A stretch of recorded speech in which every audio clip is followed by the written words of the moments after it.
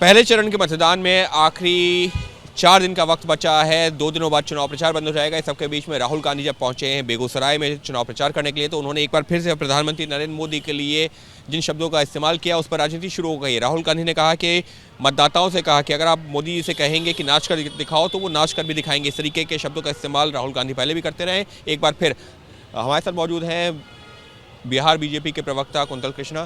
Quintal, Rahul Gandhi पहले भी इस तरीके के शब्दों का इस्तेमाल कर रहे थे, आज फिर वही दोहरा रहे हैं। भाई राहुल गांधी हताश निराश हैं। राइटिंग ऑन द वॉल वो बिल्कुल क्लियरली देख पा रहे हैं। उनको पता है कि इन चुनावों के बाद महागठबंधन और ख़ास करके कांग्रेस का राजनीतिक अस्तित्व ही ख़त्म हो जाना है, इसीलिए वो ऐसी बातें कर रहे हैं।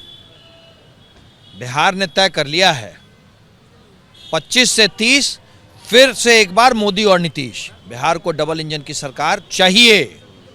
और आप देख लेना राहुल गांधी जो जिन शब्दों का बार बार इस्तेमाल कर रहे हैं, हर शब्द का हिसाब होगा।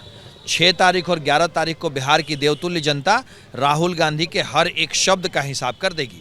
14 तारीख को राहुल गांधी और उनका पूरा जो गैंग है उसकी राजनीतिक विदाई तय। लेकिन वो तो जो है जिस तरीके से मतदाताओं के सामने पहुंच करके ये कह रहे हैं कि आप मोदी जी से ये कह दीजिए, मोदी जी ये कर देंगे, क्योंकि उनको बस किसी भी सूरत में आपका वोट चाहिए। वो क्या बताना चाह रहे हैं मतदाता? कुछ नहीं बताना चाह रहे हैं। मतदाता भी उनको समझ रहे हैं, कोई उनको नहीं सुन रहा है। राहुल गांधी को कोई नहीं सुन रहा है, इसीलिए आप देखिए राहुल गांधी नजर भी नहीं आ रहे हैं। मैनिफेस्टो के समय राहुल गांधी जी को तो उनके अपने साथियों ने, इस महागठबंधन ने उनको उनकी राजनीतिक औकात बता दी। ढूंढने पड़ रहे थे राहुल गांधी। राहुल गांधी के साथियों को भी पता है जितना कम आएंगे बिहार पे, जितना कम बोलेंगे उतना उनके लिए बेहतर होगा। लेकिन वो तो रुक ही नहीं रहे हैं और एक के बाद एक जो है इस तरीके से आरोप प्रत्यारोप चल रहा है। वो तो कहते हैं कि आप जंगल राज की बात करते हो और वर्तमान की बात करते नहीं हो, भविष्य की बात करते हो, प्रियंका गांधी ने कहा, या फिर जो आप बात करते हो इतिहास की, वर्तमान की बात करो ना। भाई इतिहास तो सत्य होता है ना, और वर्तमान तो आप देख रहे हैं। राहुल गांधी जी के सहयोग से जो सरकार चल रही थी, महाजंगल राज की सरकार, उसको तो सबने देखा। और वर्तमान आप देख रहे हैं। राहुल गांधी अगर बिहार में सड़कों पर चल रहे थे, एक एक घंटे में एक शहर से दूसरे शहर चले जा रहे थे, तो सड़कें किसने बनाई? हमने बनाया। राहुल गांधी रात को बिना जनरेटर के उनका पूरा कारवां चल रहा था, इसलिए कि बिहार में बिजली नहीं जाती है। आधारभूत संरचना हमने बना दी है। अब अगला हमारा टारगेट है, हमारी अगली निगाह है बिहार को औद्योगिकरण करने का, इंडस्ट्रियलाइज करने का, और वो होगा ही होगा। 25 से 30 फिर से नीतीश और बिहार का औद्योगिकरण तय।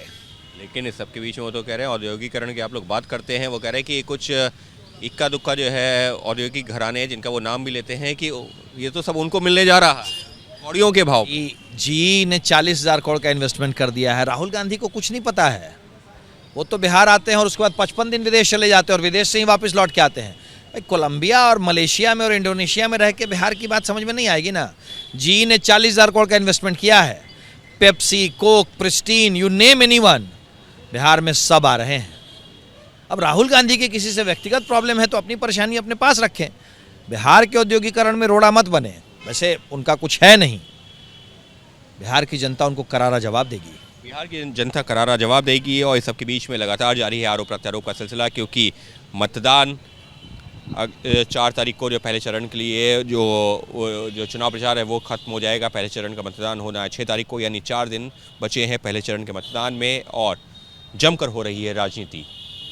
सहयोगी कैमरा पर्सन राजेंद्र सिंह के साथ अंकित गुप्ता, एबीपी न्यूज़, पटना।